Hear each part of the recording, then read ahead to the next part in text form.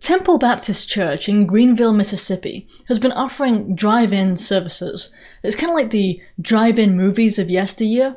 So the congregants of the church will drive into the parking lot and listen to the sermon on an FM radio. It's kind of old school and kind of neat. And the church started doing it because they noticed that a lot of the more elderly congregants were having trouble tuning into live streams, which they're also providing. So this method worked for both audiences. The elderly folks could come drive in, they weren't at risk in any way. You see, Mississippi Governor Tate Reeves is a Republican and issued a shelter-in-place order and asked churches not to hold services. He asked, he didn't demand. But then the Greenville city mayor, well, he's a Democrat, and that just wasn't enough for him. His name is Eric Simmons. Being the Democrat that he is, he decided he was going to issue an order prohibiting specifically drive-in or drive-up church services. The church ignored him, as they had a right to. As such, the church parking lot was full on Wednesday, April 8th. By the way, before I go on, it's not the mayor's job to issue orders telling citizens how they can live their lives. It's the mayor's job to handle hiring and firing of city employees, to handle various administrative tasks. It is part of his purview to hire and fire police chiefs, and I think that's one of the problems in this particular case, which I will get to in a second, is that the mayor has the power to pressure the police chief under threat of firing to do whatever his bidding really is. See, what happened in this case is that the police showed up at this church, at this parking lot, and fined the people who were sitting there listening to a sermon. They fined these people $500 each. So if you were there with your husband or your wife, whatever it is, you'd be charged $1,000, your car would be. It's horrendous. And this was just something the mayor made up. There's no law. The mayor just decided this arbitrary number out of thin air, this arbitrary rule that discriminates against churches. It's incredibly wrong. I can't imagine being a cop who actually enforced this order. I can't even imagine. But according to an attendant of this church, there was a Sonic drive-thru 200 yards away that had 25 cars. It's more than the 10 maximum. It was never broken up. The people there at the Sonic drive-thru were never fined $500 each. This was blatantly an attempt to discriminate against Christians.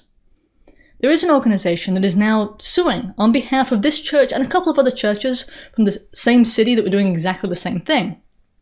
First Liberty Institute is defending these churches and has already written a letter to the mayor threatening to sue, explaining that they're going to sue, because his order violates, well, it violates so much, doesn't it? I mean, state law, federal law, the Constitution, the Bill of Rights.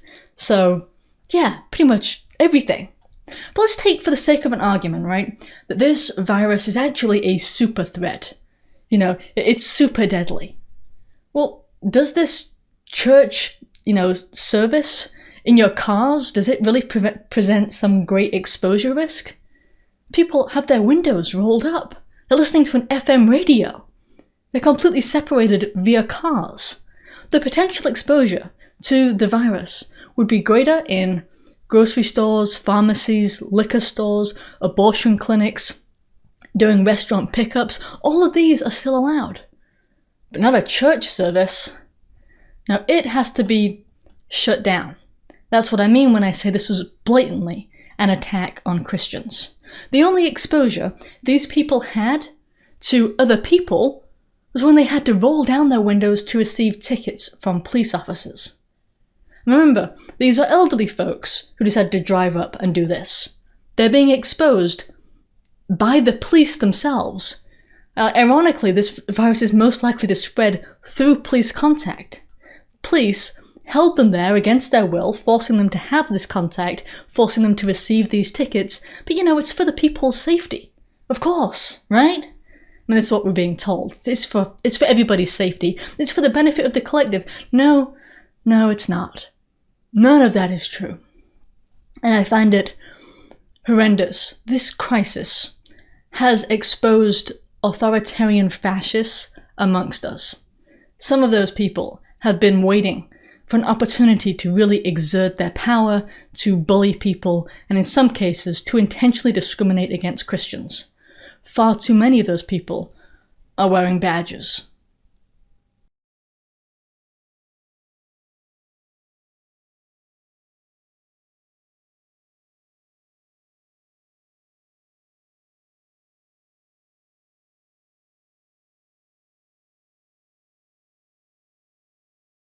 Wait, if you enjoyed that video, please remember to like and share. I can't grow without you.